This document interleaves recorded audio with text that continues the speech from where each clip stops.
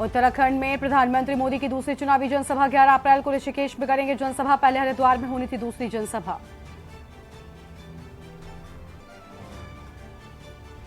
उत्तराखंड में कांग्रेस को झटका, स्टार प्रचारक दिनेश अग्रवाल ने दिया इस्तीफा, भाजपा में हो सकते हैं शामिल। सोमवती अमावस्या कल, हरिद्वार में आज रात से भारी वाहनों का प्रवेश प्रतिबंधित। स्नान पर्व के लिए रूट प्लान हुआ जारी। बर्फबारी के चलते रुके बद्रीनाथ में मास्टर प्लान के कार्य फिर से शुरू। 100 से अधिक मजदूर पहुंचे धाम। नशा तस्करी के खिलाफ पुलिस को मिली बड़ी सफलता। 30 लाख के स्मैक संग एक तस्कर को किया गिरफ्तार।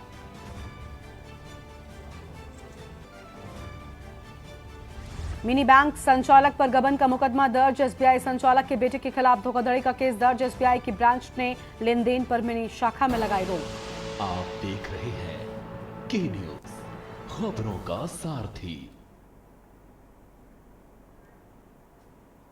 नमस्कार, आप देख रहे हैं के न्यूज इंडिया। मैं हूं आपके साथ गरिमा वाजपेयी। खबर उत्तराखंड की शुरुआत करेंगे कुछ अहम खबरों के साथ में। देहरादून से बड़ी जानकारी आपको बताते हैं।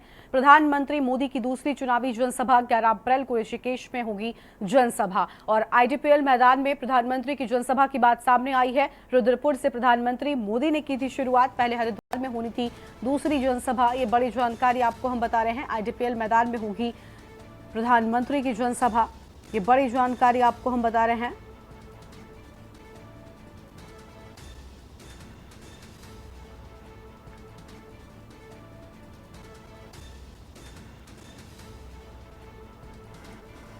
तो आईडीपीएल मैदान में होगी प्रधानमंत्री की जनसभा। यह अहम खबर आपको हम बता रहे हैं। रुद्रपुर से प्रधानमंत्री मोदी ने की थी शुरुआत। तो रुद्रपुर से प्रधानमंत्री मोदी ने की थी शुरुआत। यह हम जानकारी आपको हम बता दें। पहले हरिद्वार से होनी थी दूसरी जनसभा।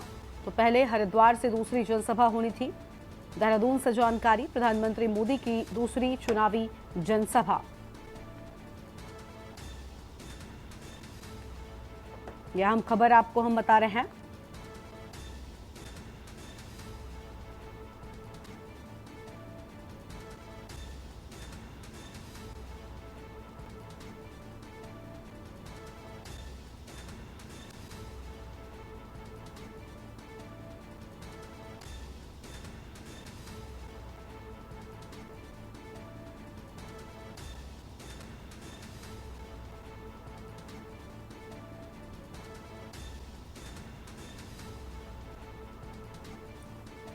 तो पहले हरिद्वार में होनी थी दूसरी जनसभा। ये बड़ी जानकारी आपको हम बता दें।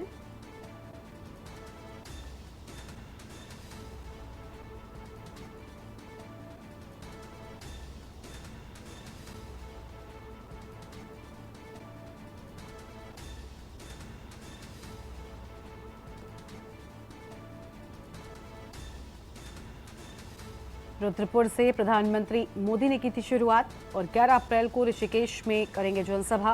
ये बड़ी जानकारी आपको हम बता दें।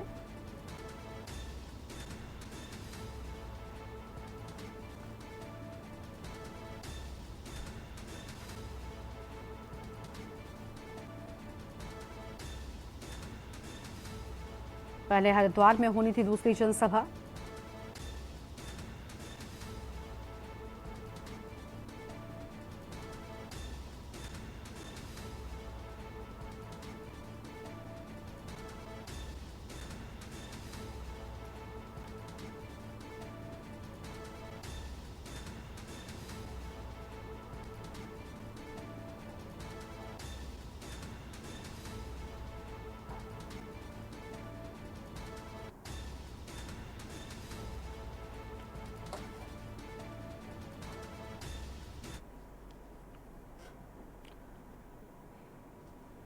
और अगली खबर आपको हम लक्सर से बताते हैं, जहां नशा तस्करी के खिलाफ पुलिस को बड़ी सफलता मिली है। 30 लाख के स्मैक संग एक तस्कर को गिरफ्तार किया गया है। बसेड़ी निवासी तस्कर रईस अहमद को गिरफ्तार किए जाने की बात सामने आई है। बीकमपुर पुलिस ने भी स्मैक संग एक युवक को दबोचा है। ये बड़ी जानकारी आपको हम बता दें, जहां पर बसेड़ी निवासी तस्कर रईस अहमद को गिरफ्तार किए जाने की बात सामने आई है।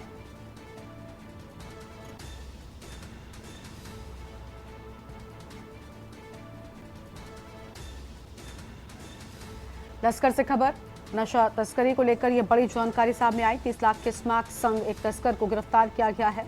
तो 30 लाख के स्मैक संग एक तस्कर को किया गया गिरफ्तार। पसड़ी निवासी तस्कर रईस अहमद को गिरफ्तार किए जाने की बात सामने आई है।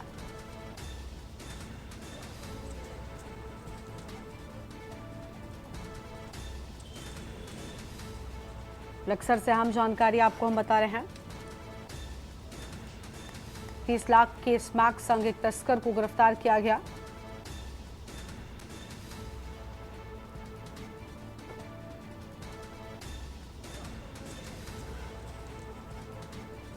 बेगमपुर पुलिस ने भी स्मैक संग एक युवक को दबोचा है।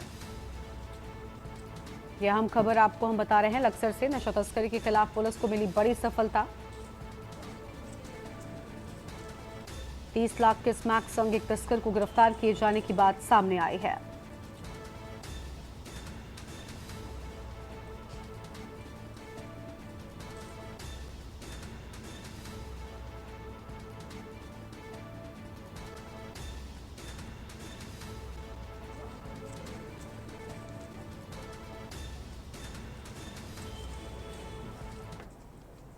अब आगे बढ़ते हैं खबरों की ओर। लक्सर से अगली बड़ी जानकारी, जहां पर मिनी बैंक संचालक पर गबन का मुकदमा दर्ज किया गया है। पुलिस ने 15 की तहरीर पर मुकदमा दर्ज कर लिया है। एसबीआई संचालक के बेटे के खिलाफ धोखाधड़ी का केस दर्ज किया गया है। किसानों के अकाउंट में धोखाधड़ी कर लाखों का किया गबन। एसबीआई की ब्रांच ने लेन देन पर मिनी शाखा में रोक लगाई है। एसबीआई संचालक के बेटे के खिलाफ धोखाधड़ी की बात सामने आई है।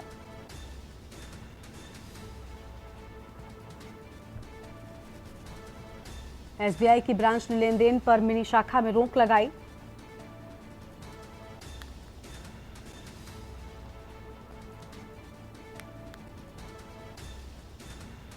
ये बड़ी जानकारी आपको हम बता रहे हैं। किसानों के अकाउंट में धोखाधड़ी कर लाखों का गबन किए जाने की बात सामने आई है।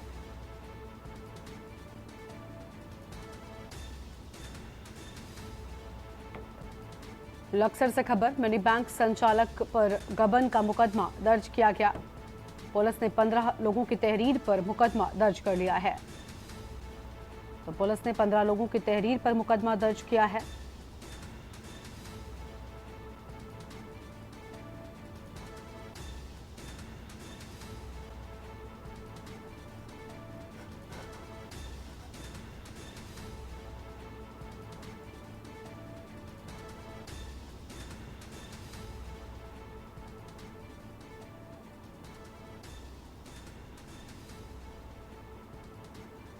तो यह अहम जानकारी आपको हम बता रहे हैं। मिनी बैंक संचालक पर गबन का मुकदमा दर्ज किया गया।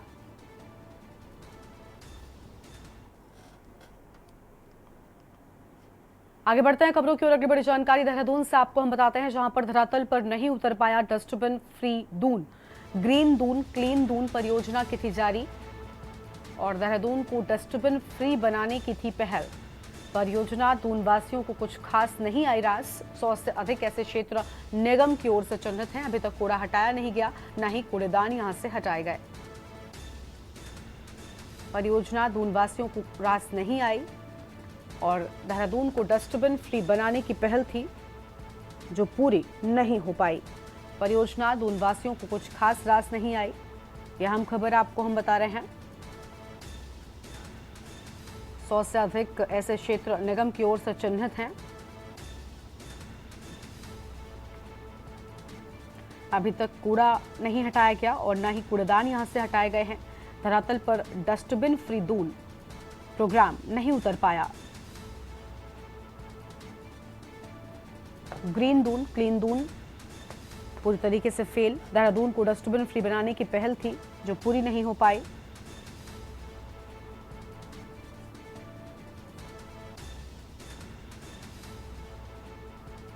देहरादून को डस्टबिन फ्री बनाने की थी पहल।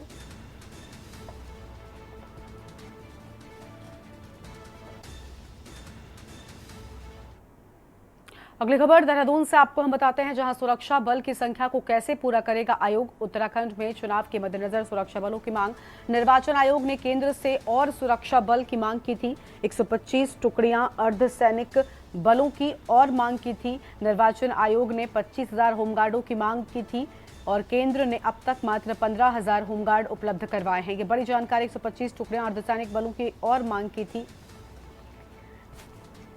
20 टुकड़ियां पीएससी की उपलब्ध कराई गई हैं और केंद्र से जो संख्या मांगी थी उससे बेहद कम मिल सकी है। तो यह हम जानकारी आपको हम बता रहे हैं। और 65 टुकड़ियां सीएपीएफ, 20 टुकड़ियां पीएलसी की उपलब्ध कराई गई हैं।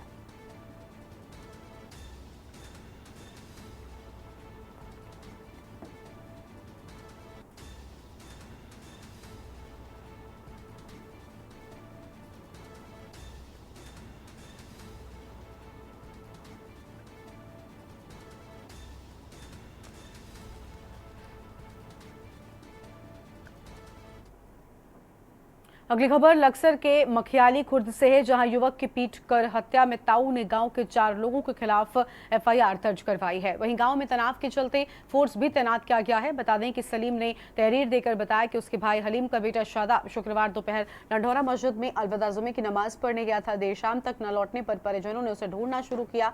कुछ युवकों ने बताया कि दोपहर में सरकारी स्कूल के पास गाँव के ही राकिब व गुलजार और गुलशेर व एहतशाम की शादाब से गाली गलौज हो रही थी। वे दोनों पक्षों को चुप कराकर चले गए थे। परिजनों ने उन चारों से पूछा पर उन्होंने कुछ नहीं कहा। बाद में वहां एक निर्माणाधीन मकान में शादाब का शव कमरे के कोने में लकड़ियों के बीच पड़ा मिला और शरीर पर चोट के काफी निशान थे। पुलिस ने चारों के खिलाफ केस दर्ज कर लिया है।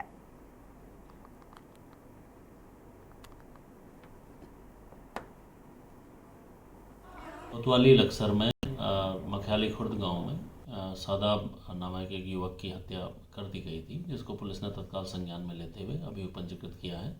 जो इसमें संदिग्ध 4 लोग जो इनके द्वारा बताए गए हैं, उनका वेयरअबाउट्स हम लोग जल्दी पता कर रहे हैं और जल्दी इनकी अरेस्टिंग भी करेंगे और इनके खिलाफ जो भी सख्त कार्रवाई है वो पुलिस द्वारा की जाएगी। इसमें पुलिस के द्वारा अलग अलग टीमों का गठन किया गया है। 4 टीमें लगातार इसमें लगी हैं। जो संदिग्ध व्यक्ति हैं उनके अगेंस्ट हम लोग और वेयरअबाउट्स पता कर रहे हैं। जल्दी इसमें अरेस्टिंग का हम लोग प्रयास करेंगे। लोकसभा चुनाव के बीच उत्तराखंड कांग्रेस की मुश्किलें कम होने का नाम नहीं ले रही हैं। दरअसल कांग्रेस हाईकमान को जिन नेताओं से आस थी, आज वो नेता भाजपा में शामिल हो चुके हैं। चुनावी दंगल के बीच एकाएक पार्टी छोड़ रहे नेताओं से पार्टी को नुकसान हो सकता है। बता दें कि उत्तराखंड कांग्रेस को लगने वाले झटकों की शुरुआत 28 जनवरी को पूर्व विधायक शैलेंद्र रावत के त्यागपत्र के साथ हुई थी। उसके बाद 8 मार्च को पौड़ी से पिछली बार लोकसभा चुनाव लड़े मनीष खंडूरी ने इस सिलसिले को आगे बढ़ाया और तब से विधायक राजेंद्र भंडारी, पूर्व विधायक विजयपाल सिंह सजवाड़, मालचंद धन सिंह नेगी और पिछले विधानसभा चुनाव में कांग्रेस प्रत्याशी रही लक्ष्मी राणा और अनुकृति गुसाई भी कांग्रेस का साथ छोड़ चुकी हैं। एक के बाद एक कांग्रेस के गिर रहे विकेट से पार्टी के शीर्ष नेताओं की चिंता बढ़ गई है। लगातार नेताओं के पार्टी छोड़ने से कांग्रेस नेतृत्व टेंशन में भी है और इसी टेंशन के बीच पूर्व मुख्यमंत्री हरीश रावत के एक बयान ने हाईकमान की मुश्किलों को और ज्यादा बढ़ा दिया है। दरअसल कांग्रेस वरिष्ठ नेता और पूर्व मुख्यमंत्री हरीश रावत ने कहा कि कांग्रेस सुस्त हो गई है और कांग्रेस आलसी हो गई है, मगर उनके साथ आए गठबंधन के लोग उनको जगा रहे हैं, कह रहे हैं कि उठो, जागो, लड़ो और जीतो। वहीं हरीश रावत के इस बयान ने भाजपा को बैठे बिठाए एक मुद्दा दे दिया है। भाजपा का दावा है कि कांग्रेस ने चुनाव से पहले ही हार स्वीकार कर ली है। अब सवाल यह है कि आखिर कांग्रेस का बिखरता कुनबा और आलसी कार्यकर्ताओं के सहारे क्या कांग्रेस 2024 का चुनावी दंगल फतेह कर पाएगी? एक रिपोर्ट दिखाते हैं। देवभूमि उत्तराखंड में 19 अप्रैल को होने वाले मतदान से पहले उत्तराखंड की राजनीति में दल बदल का खेल शुरू हो चुका है। दरअसल एक के बाद एक कांग्रेस समेत तमाम राजनीतिक दलों के नेता बीजेपी का दामन थाम रहे हैं। आलम यह है कि गढ़वाल लोकसभा क्षेत्र में कांग्रेस के इकलौते विधायक राजेंद्र भंडारी समेत पार्टी के तमाम अन्य नेता बीजेपी में शामिल हो चुके हैं। कांग्रेस हाईकमान को जिन नेताओं से आस थी, आज वो नेता बीजेपी में शामिल हो चुके हैं। सैकड़ों कांग्रेसी नेताओं के पार्टी छोड़ने से कांग्रेस को एक ओर जहां संगठनात्मक नुकसान हो रहा है, तो वहीं दूसरी ओर बीजेपी मनोवैज्ञानिक बढ़ाने के साथ ही संगठन को भी मजबूत कर रही है। वहीं कांग्रेस पार्टी से एकाएक जा रहे नेताओं पर कांग्रेस प्रदेश अध्यक्ष करण माहारा का कहना है कि इनके जाने से पार्टी को नुकसान नहीं होगा। ये नुकसान नहीं होता, कभी कभी सफाई की आवश्यकता होती है। हम भी पूरे दिन काम करते हैं, रात्रि में विश्राम करते हैं, सुबह सुबह स्नान करते हैं और स्नान में कई चीज़ें आपके शरीर से बाहर जाती हैं और वही चीज़ें जाती हैं जिसकी आवश्यकता शरीर को नहीं रहती, जो शरीर के लिए उपयोगी नहीं है, वो गंदगी सुबह सुबह निकलती है। और मैं समझता हूँ कि सुबह का समय है, इस समय हमारे शरीर से भी जो चिपकी हुई चीज़ें थी जिनमें सड़न आ रही थी, अब बदबू आ रही थी, वो चीज़ें हमारे से दूर जा रही हैं, तो इसका कोई ख़राब परिणाम नहीं होता। तो शुरू में कुछ दिन लगता है यार ये अंग थोड़ा सा यहाँ पर से हट गया या ये खाल निकल गई है, पर उसके अच्छे परिणाम है, नई खाल आती है, नई चीज़ें अपनी जगह लेती हैं। भारतीय जनता पार्टी का आज भी आप देखिए एक देश के अंदर लगातार तीसरी बार सरकार आने का सौभाग्य प्राप्त होने जा रहा है। 17-18 राज्यों में आज भी भारतीय जनता पार्टी की सरकारें हैं और आप देखिए जनता भरोसा कर रही है। एक विषय यदि मैं कहूँ आपको, नीति, नियत और नेतृत्व, वो तीनों चीज़ यदि कही हैं तो सिर्फ भारतीय जनता पार्टी में। ऐसी स्थिति में जनता विश्वास कर रही है। आज जो चुनाव आ रहा है ऐसा लग रहा है कि जनता चुनाव लड़ रही है। आपको बता दें कि इस वर्ष की शुरुआत में ही उत्तराखंड कांग्रेस को लगातार झटके लग रहे हैं। लगातार पार्टी के सैकड़ों नेताओं का पार्टी से पलायन होने से हाईकमान भी टेंशन में है और इसी बीच पूर्व कैबिनेट मंत्री डॉक्टर हरक सिंह रावत के भी बीजेपी में जाने की चर्चाएं गरमाने लगी हैं। हालांकि बीजेपी प्रदेश अध्यक्ष महेंद्र भट्ट ने साफ कर दिया है कि हरक सिंह रावत को पार्टी में शामिल नहीं किया जा रहा है, लेकिन अभी भी विपक्षी दलों के कई नेता उनके संपर्क में हैं। वहीं इस बीच कांग्रेस वरिष्ठ नेता और पूर्व मुख्यमंत्री हरीश रावत ने अपने बयान से प्रदेश की राजनीति को गरमा दिया है। उन्होंने कहा है कि कांग्रेस सुस्त हो गई है और कांग्रेस आलसी भी हो गई है, मगर उनके साथ आए गठबंधन के लोग उनको जगा रहे हैं। कह रहे हैं कि उठो, जागो, लड़ो और जीतो। वहीं हरीश रावत के इस बयान ने बीजेपी को बैठे बिठाए एक मुद्दा दे दिया है। बीजेपी का दावा है कि कांग्रेस ने चुनाव से पहले ही हार स्वीकार कर ली है। आज की हालात के अंदर ये हमसे ज़्यादा जागरूक हैं। जहां कांग्रेस के उम्मीदवार हैं, हम सुस्त हैं और ये जो है गवाह चुस्त है, क्योंकि ये हमको जगाने का काम कर रहे हैं कि भाई जगो, लगो, लड़ो और जीत हासिल करो। सुस्ती कैसे दूर होगी? इनके सहयोग से और उसको देख करके रंग बदलता है। हरीश रावत जी बहुत अनुभवी हैं, बड़ा लंबा उनका एक अनुभव है, इसलिए उन्होंने आगे क्या होने वाला है, परिणाम क्या आने वाले हैं, उन्होंने समझ लिया, इसलिए उन्होंने। देखिए, माननीय हरीश रावत जी ने ये किस परिप्रेक्ष्य में क्या कहा, किस संदर्भ में कहा, कहाँ कहा, उस वक्त क्या समीकरण थे, क्या सिचुएशन थी, ये हमारे संज्ञान में नहीं है। तो इसका जवाब यदि माननीय हरीश रावत जी ही दें तो बेहतर रहेगा। हरक सिंह जी की ज्वाइनिंग का दूर दूर तक कोई प्रश्न खड़ा नहीं है। ये कहां से मीडिया चलाता है आप लोग जानते हैं। हरक सिंह रावत जी का डिस्कशन केंद्रीय टीम ने किया है, उनकी ज्वाइनिंग की निर्णय केंद्र नेतृत्व ही करेगा। कुल मिलाकर लोकसभा चुनाव के बीच उत्तराखंड में दल बदल की राजनीति भी तेज हो गई है। एक के बाद एक विपक्षी दलों से बीजेपी में शामिल हो रहे नेताओं ने विपक्षी दल कमजोर करने का काम किया है। सवाल ये है कि क्या बीजेपी दल बदल की राजनीति को बढ़ावा देकर विपक्ष को खत्म करने की साजिश कर रहा है? क्या विपक्षी दलों के नेता ईडी और सीबीआई के डर से बीजेपी में शामिल हो रहे हैं? क्या एक के बाद एक बीजेपी में शामिल हो रहे विपक्षी दलों के नेताओं से बीजेपी में असंतोष नहीं बढ़ेगा? क्या हरीश रावत का बयान कांग्रेस को ही नुकसान पहुंचाएगा? Uttarakhand desk report. नैनीताल में स्वयं सहायता समूह की महिलाएं बुरांश के फूलों से मसालेदार नमक बनाकर आत्मनिर्भर बन रही हैं। उत्तराखंड के नैनीताल जिले में स्वयं सहायता समूह शिव शक्ति ने इस इलाके में बड़ी तादाद में पाए जाने वाले एक फूल के गुणों का पता लगाया है। यहाँ के लोग इस फूल के बुरांश के नाम से जानते हैं और एक रिपोर्ट दिखाते हैं आपको। उत्तराखंड के नैनीताल जिले में स्वयं सहायता समूह शिव शक्ति ने इस इलाके में बड़ी तादाद में पाए जाने वाले एक फूल के गुणों का पता लगाया है। यहाँ के लोग इस फूल को बुरांश के नाम से जानते हैं। समूह की महिलाएं इस फूल को इकट्ठा करती हैं और इससे मसालेदार नमक बनाती हैं, जिसे खाने के साथ अलग से यूज किया जा सकता है। जंगल से फूल एकत्र करके फिर इन्हें घर लाके साफ करके धो के पानी में और हल्की छांव में सुखा के रखते, धूप में ही है लेकिन सुखाते छाया में है। उसके बाद फिर पूरी सुखा के फिर इसको पीसते हैं। सैदा नमक, मिर्च, जीरा और फूल, ये सारी चीजें एकत्र करके सिलबट्टे में पीसते हैं। जैसे ये नमक वो करते हैं, पीसते हैं सिलपट्टे में, सैदा नमक डाल के जीरा, ये चीजें इसको पीस मतलब सिलपट्टे में पीसते हैं, तो बहुत अच्छा फायदेमंद होता है ये नमक। माना जाता है कि इस फूल में मेडिसिनल और न्यूट्रिशनल वैल्यू है। समूह की महिलाओं का दावा है कि वो इससे जो मसाला बनाती हैं वो आमतौर पर मिलने वाले फूलों के जैम या जूस से अच्छा है। आप लोग जानते ही हैं कि जो बुरांस है वो बहुत ही औषधीय तत्वों से भरा हुआ है, और जो उसके औषधीय तत्व है मुझे लगता है कि नमक में हम कहीं हद तक उसे बचा पा रहे हैं, क्योंकि जैम और जैसे जूस है उसको हमें थोड़ा सा उबालना पड़ता है, पकाना पड़ता है, तो कहीं ना कहीं कुछ मात्रा में उसके पोषक तत्व कम हो जाते हैं। फूलों को जमा करने से लेकर प्रोसेसिंग और पैकेजिंग तक का पूरा काम स्वयं सहायता समूह की महिलाएं ही करती हैं। नमक को हम महिला हाट बाजार लगती है हमारी, तो उसमें बेचते हैं। ऑनलाइन हमारा जाता है, घर में हम खुद महिलाएं एकत्रित होके हम खुद पैकेजिंग करते हैं। समूह की महिलाओं का कहना है कि ये फूलों की प्रोसेसिंग का इको फ्रेंडली तरीका है। बुरांश नमक बनाकर और उसे बेचकर वो अपने परिवार की आर्थिक मदद कर पाती हैं।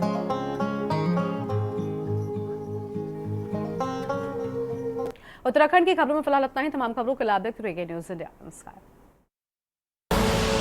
आप देख रहे हैं के न्यूज़, खबरों का सारथी।